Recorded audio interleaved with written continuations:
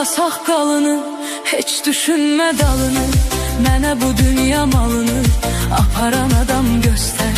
Tapanda imkanını, əcəl kəsir yanını. Bu dünyadan canını qutaran adam göstər.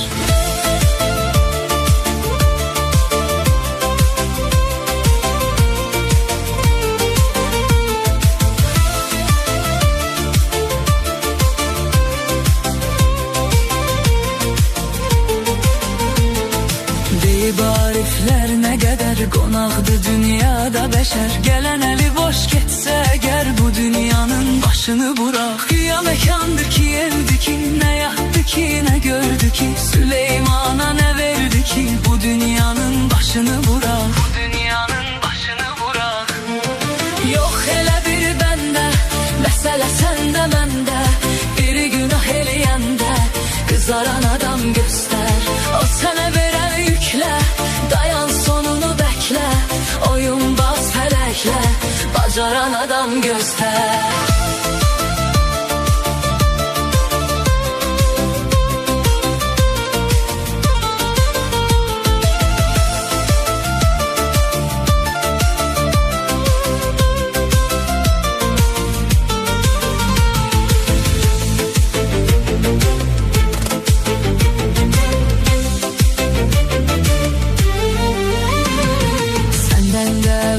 Kocaman belki olup yadına salam. İnsana rəhmətli qalan bu dünyanın başını bırak. Kim ki o dünyanı görür, orada özüne daxma hörür. Səni bu dünya yuxuya verir, bu dünyanın başını bırak. Bu dünyanın başını bırak.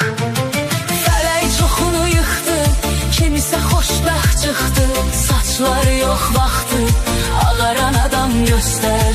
Nə deyəcəlin marağı, ala günahsız uşağı, kitabdan o varağı koparan adam göster.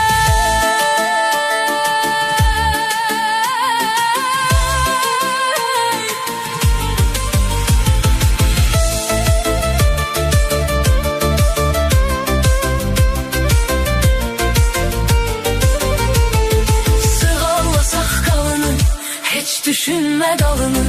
Mənə bu dünya malını aparan adam göster. Tapanda imkanını, ecel kesir yanını. Bu dünyadan canını